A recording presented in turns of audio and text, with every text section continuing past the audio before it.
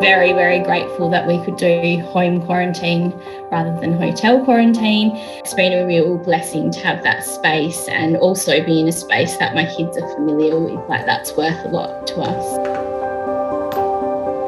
After moving from Victoria, the D'Souza family feels lucky to be allowed to home quarantine in Perth. They're being monitored daily through a government smartphone app, which uses facial recognition and geolocation technology. It will alert you with, an alarm sound, and it says it's time to check in. So you open the app, it counts down from 5 minutes. It'll ask you to take a photo.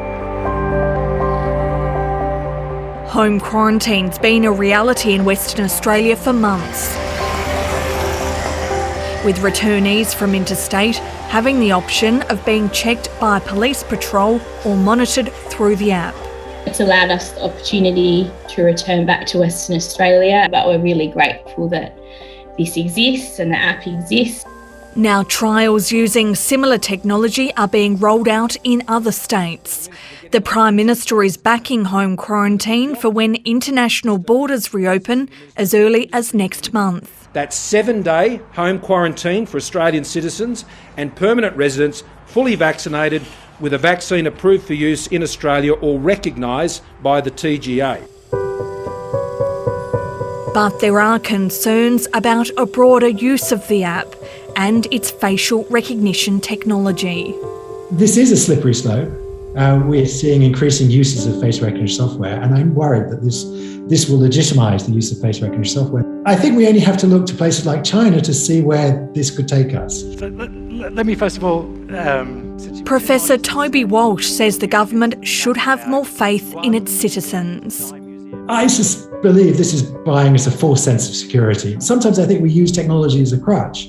Why is it not the case that we can trust people to do the right thing, subject to suitable penalties and fines if they don't?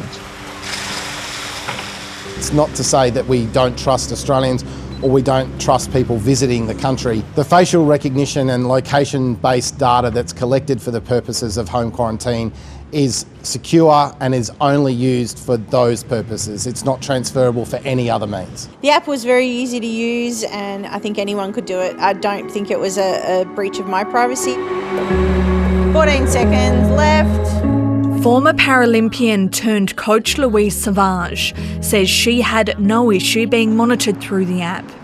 Last month, she completed home quarantine in Sydney after returning from the Tokyo Games. I'm okay with the facial recognition. It's fine if that means that, hotel quarantine is I suppose, not as prevalent and we can all do home quarantine. That would be awesome. So for me personally, I didn't mind it. Reopening international borders will be a huge milestone for Australia after 18 months effectively shut off from the world. There are still more than 47,000 Australians overseas who want to return home. Hotel quarantine has played a really important role at keeping Australians safe during the pandemic, but there's no doubt that the time to phase it out is fast approaching, with increasing vaccination rates and lots of Australians wanting to come back home. But the tourism industry says home quarantine won't be enough to kickstart widespread travel. Pre-COVID, Australians were the world's most avid travellers. We travelled further and longer than everybody, so there is going to be a lot of pent-up demand. What we don't see is that there'll be a lot of demand if people need to quarantine, whether that be in a hotel or at home. If you've got a 2-week holiday, you then don't want to be quarantining for a week or 2 weeks after that at home. How's the cherry blossom inquiries coming along? Dennis Bunnick says other countries are relying on vaccinations and negative test results, not mandatory quarantine. The last 18 months have been really tough and the industry's been running on fumes, really. Been significant job losses. Governments in Europe, in Africa, in the Americas are removing quarantine requirements altogether. Now, what's happening as a result is that the travel industry is really gearing up. There's no doubt that any form of quarantine will be a dampener on travel. That's why it's so important that as a nation we move to a position where fully vaccinated people don't have to quarantine. The Federal Health Minister Greg Hunt declined 730's request for interview. In a statement, the Health Department said it is anticipated home quarantine will become increasingly used, but high-risk travellers may still go into hotel quarantine for some time. South Australia and Western Australia say they won't be rushed into opening up. It's really a New South Wales thing at this point in time. I think the view is that if people from New South Wales want to fly overseas and come back, they're really not adding to the risk. We're not going to do that at this point in time.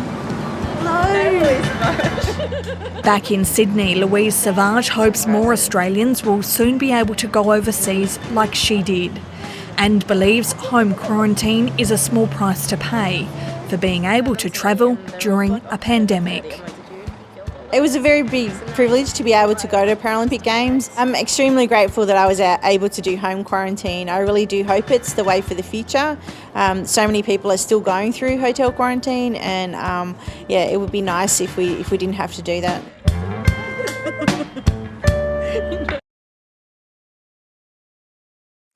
Hi, I'm Lee Sales. Thanks for watching this story. If you'd like to watch more of 730's stories, they are on the left of your screen. And tap on the button below to subscribe and get the latest from ABC News.